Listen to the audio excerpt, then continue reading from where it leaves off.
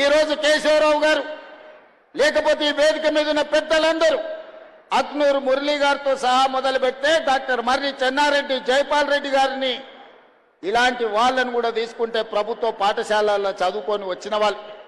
ఈ దేశ ప్రధానమంత్రిగా పనిచేసిన పివి నరసింహారావు గారు కూడా ప్రభుత్వ పాఠశాలల్లోనే చదువుకున్నాడు.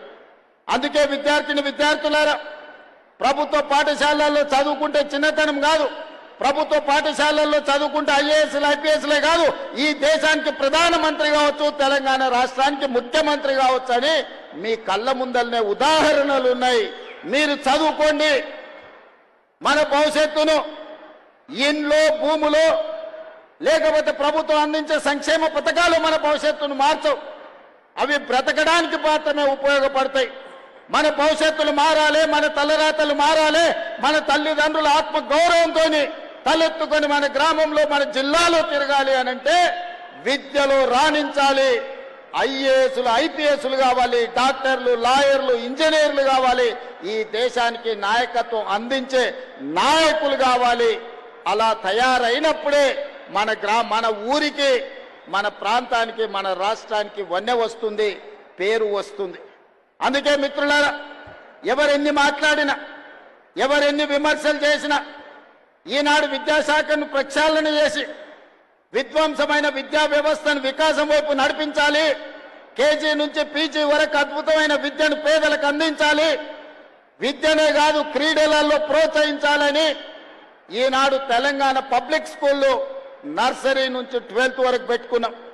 ఇదే కాదు, ఈనాడు young India integrated residential schools ప్రభుత్వమే తెలిసో తెలియకనో ఎస్సీలను ఒక దగ్గర, ఎస్టీలను ఒక దగ్గర, బీసీలను ఒక దగ్గర, మైనారిటీలను ఒక దగ్గర, మిగతా వర్గాలను ఇంకొక దగ్గర హాస్టళ్లు పెట్టి చెప్పకనే కుల విభజన చేస్తున్నారు.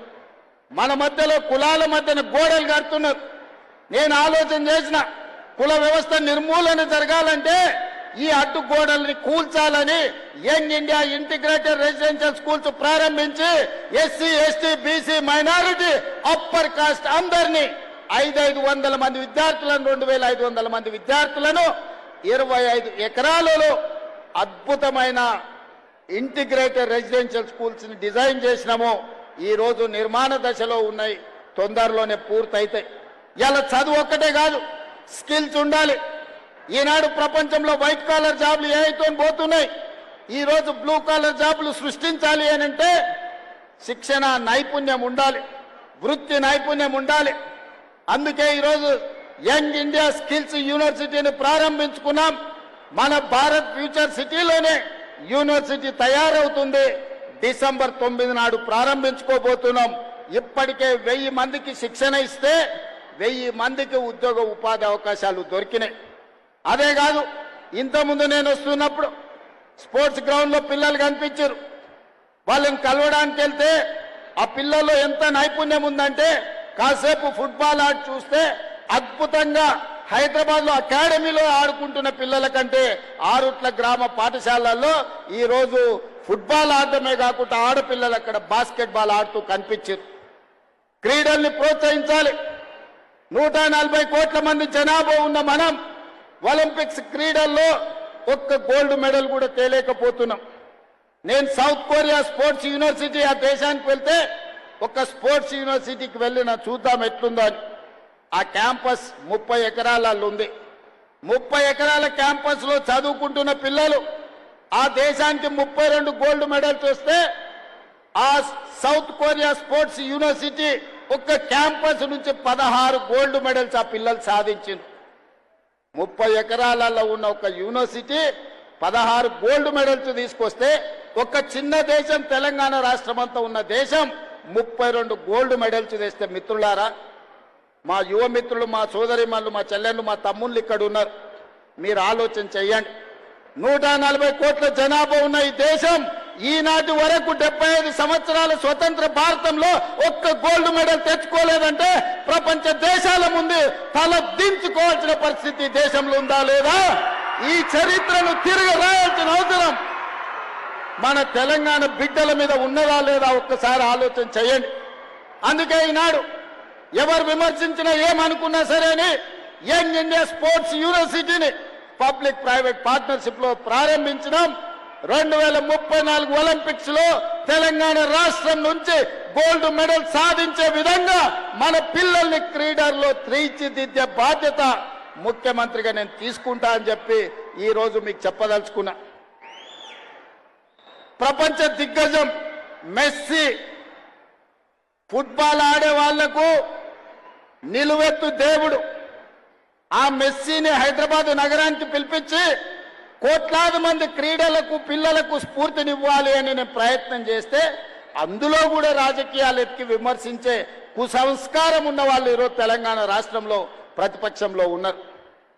ఆయన డ్రగ్స్ డాన్ కాదు, మాఫియా డాన్ కాదు, బ్యాంకులు కొల్లగొట్టాడు, ప్రాజెక్టులు కట్టి కూలగొట్టాడు, కమిషన్ల పేర్ల మీద 1000 కోట్లు కొల్లగొట్టాడు.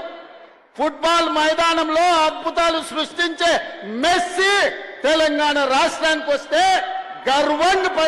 గర్వపడాలి. ప్రపంచ దేశాల ముందు మన ఎస్సీ ఎస్టీ మైనారిటీ హాస్టల్లో ఉండే పిల్లల్ని ఉప్పల్ స్టేడియంలోకి తీసుకెళ్లి మెస్సీతో ఫుట్బాల్ ఆడించిన ఆ ఎస్సీ ఎస్టీ బీసీల పిల్లలు స్వయంగా ఎక్కడో టీవీలో చూసే మెస్సీతోని ఉప్పల్ స్టేడియంలో వాళ్ళు ఫుట్బాల్ ఆడితే వాళ్లకు జీవితకాలం మధుర జ్ఞాపకమా కాదా ఒక్కసారి ఆలోచన చెయ్యండి. ఇవాళ క్రీడల్ని ప్రోత్సహించాలని ఒకవైపు నేను ప్రయత్నం చేస్తుంటే రాజకీయ స్వార్థంతో రేవంత్ రెడ్డి మెస్సీని వేస్తాడా అని కొంతమంది కడుపులో మసిమసి అయిపోతున్నారు. వాళ్ళు ఎంత కుళ్ళుకుంటే మనకంత మంచిది. ఆ కుళ్ళుతోనే ఇట్లాంటి కుతంత్రాలతోనే కృషించిపోయి ప్రతిపక్ష హోదా కూడా రాకుండా వాళ్ళు కొట్టుకపోతారని నేను సంపూర్ణంగా విశ్వసిస్తున్నా. అందుకే మిత్రులారా, ఈనాడు తెలంగాణ రాష్ట్రంలో ఆ రూట్లో ఒక రోల్ మోడల్గా ఉండాలి, ఆ రూట్లో ఒక స్ఫూర్తిగా ఉండాలి. ఆ రూట్ల పాఠశాల తెలంగాణ పునర్నిర్మాణంలో విధ్వంసమైన తెలంగాణ విద్యా విధానాన్ని వికాసం వైపు నడిపించాలంటే తెలంగాణకు ఆదర్శంగా ఆ రూట్ల గ్రామం ఉండాలి, ఇక్కడ పాఠశాల ఉండాలి. ఉంటుందని 100% నేను విశ్వసిస్తున్నా, నమ్ముతున్నా. మిమ్మల్ని అందరినీ కలిసి ఈరోజు నేను తెలంగాణ సమాజానికి చెప్పదలుచుకున్నా. మిత్రులారా, ఒకనాడు బట్టలు ఇచ్చేది మా మురళి గారు పిల్లలతో మాట్లాడి, ఆనాడు బట్టలు ఇస్తే 3 రోజులకే గుండీలు ఊసిపోతున్నాయి, పుట్టిన కుట్లు ఊడిపోతున్నాయి, తొడుక్కోవడానికి పనికి రాకుండా పోతున్నాయని నాకు చెప్పడం జరిగింది. అందుకే క్వాలిటీ ఉన్న బట్టలు, క్వాలిటీ ఉన్న షూస్, స్పోర్ట్స్ షూ, అదేవిధంగా సాక్స్, దుప్పట్లు, టవల్స్ అద్భుతమైన క్వాలిటీతోని ఒక మంచి కిట్టు 9 వస్తువులను పెట్టి మంచి ఒక స్కూల్ బ్యాగ్తో సహా ఈనాడు పిల్లలకి ఇవ్వాలి. అంతర్జాతీయ ప్రమాణాలతోని అంతర్జాతీయ సంస్థలతోని ఈరోజు టెండర్లు పిలిచిస్తే కమిషన్లకు అలవాటు పడ్డ వాళ్ళు మా మీద కమిషన్ల ఆరోపణలు చేస్తున్నారు. మా మంత్రులు చెప్పారు మేము టెండర్లు పిలిచిందే 685 కోట్లని. ఒక ఆయన చదువుకున్న ఆయన అంటాడు, మరి చదువుకున్నాడు కాబట్టి ఆయనకు గుండు కొట్టుకుంటే ఉన్నమతి పోయిందేమో నాకు తెలియదు, కానీ 3000 కోట్ల అవినీతి జరిగింది అంటాడు. చదువుకున్నోడు, చదువు రానోడు తాటి చెట్టు లెక్క పెరిగిండు. ఇబ్రహీంపట్నం ఈదుల్లో పెరిగిన తాటి చెట్టు పెరిగినోడికి మతి లేదంటే నేను అర్థం చేసుకుంటా. చదువుకొని ఐపీఎస్ అయినోడు 687 కోట్ల టెండర్ పిలిస్తే 3000 కోట్ల అవినీతి జరిగిందని ఆరోపణ చేస్తే ఇంకా అతన్ని ఏమనాలో నాకైతే అర్థమైతలేదు. జాలిపడి వదిలేయడం తప్ప నేను విమర్శ చేయదలుచుకోలే. అందుకే ఈనాడు క్వాలిటీ ఉన్న బట్టల్ని, క్వాలిటీ ఉన్న షూని, ఈరోజు నాణ్యమైన వస్తువులను అందించాలని ప్రణాళిక పెట్టుకున్నాం. మా విద్యాశాఖ అధికారులు విడతల వారీగా జూలై ఆఖరి వరకు అందరి విద్యార్థులకు 100% అద్భుతమైన నాణ్యమైన వస్తువులను, బట్టలను అందించడానికి ఈరోజు ప్రణాళికబద్ధంగా కార్యక్రమాలు నిర్వహిస్తున్నారు. ఇవాళ డ్రగ్స్ కూడా ఒక మహమ్మారిగా మారింది. డ్రగ్స్ వ్యసనాల నుంచి బయటికి తేవాలి. గంజాయి డ్రగ్స్ ఈరోజు పెద్ద సమస్యగా మారింది. ప్రేమగా పెంచుకునే పిల్లలు మిత్రులతోటో విలాసాలతోటో లేకపోతే చిన్న చిన్న దురలవాట్లు అయ్యి ఈరోజు గంజాయికి బానిసలయ్యే పరిస్థితి ఉంది. అందుకే ఈనాడు 19 తారీఖు నాడు ఎల్బీ స్టేడియంలో గవర్నర్ గారి చేత కొన్ని వేలాది మంది విద్యార్థులతో ఈ డ్రగ్స్ కు వ్యతిరేకంగా ప్రమాణ స్వీకారం చేయించి వాళ్లను ఒక రోల్ మోడల్ గా తీర్చిదిద్దదలుచుకున్నాం. అందుకే ఈ పాఠశాల విద్యార్థులకు నా సూచన, ఎక్కడైనా గంజాయి తాగినట్టు కానీ గంజాయిని చూసినట్టుంటే తక్షణమే పోలీసు వాళ్ళకి చెప్పండి. మీరే మా సమాచార వ్యవస్థ. ఈ సమాజాన్ని బాగు చేసుకునే బాధ్యత మా విద్యార్థుల మీదనే ఉంది. ఎక్కడ డ్రగ్స్ ఉన్నా, ఎక్కడ గంజాయి ఉన్నా, ఎక్కడ గంజాయి బానిసలు ఉన్నా పోలీసులకు తక్షణమే సమాచారం అందించండి. వాళ్ళ మీద కఠినమైన చర్యలు తీసుకోవడానికి ఈనాడు మన ప్రభుత్వం ఉన్నది. అందుకే మిత్రులారా, ఈరోజు తెలంగాణ రాష్ట్ర ప్రభుత్వం ఒక అద్భుతమైన కార్యక్రమాన్ని తీసుకున్నాం. ఈ కార్యక్రమాన్ని ముందుకు తీసుకెళ్లడానికి మీ సంపూర్ణమైన సహకారం కావాలి. మీరు అండగా నిలబడితే అక్నూర్ మురళి గారు విద్యా కమిషన్తో పాటు రాష్ట్ర ప్రభుత్వం, మా ప్రభుత్వ అధికారులు అద్భుతాలను సృష్టించగలరు. తెలంగాణను దేశానికి రోల్ మోడల్గా తీర్చిదిద్దగలరు. అందుకే మీరు అండగా నిలబడండి. మేము చేసే ప్రయత్నాన్ని మీరు ఆశీర్వదించండి. ఎవరు వచ్చినా ఆరుట్ల గ్రామ పాఠశాలను చూపించండి. విమర్శకులను కూడా ఆహ్వానించండి. మా సర్పంచమ్మకు కూడా సూచన చేస్తున్నా, విమర్శించే వాళ్ళను మా సర్పంచమ్మ ఆహ్వానించి అందరికీ చూపించండి. ఎంత అద్భుతంగా ఆరుట్ల పాఠశాల నిర్వహిస్తున్నారు. తెలంగాణ పబ్లిక్ స్కూల్ ఒక రోల్ మోడల్గా ఆరుట్ల ఎట్లా తెలంగాణ రాష్ట్రానికి నిలిచిందో మా ఎమ్మెల్యే గారు, మా సర్పంచ్ గారు ఎవరైతే విమర్శిస్తున్నారో విమర్శకులకు చూపించాల్సిందిగా నేను వారికి సూచన చేస్తున్నా.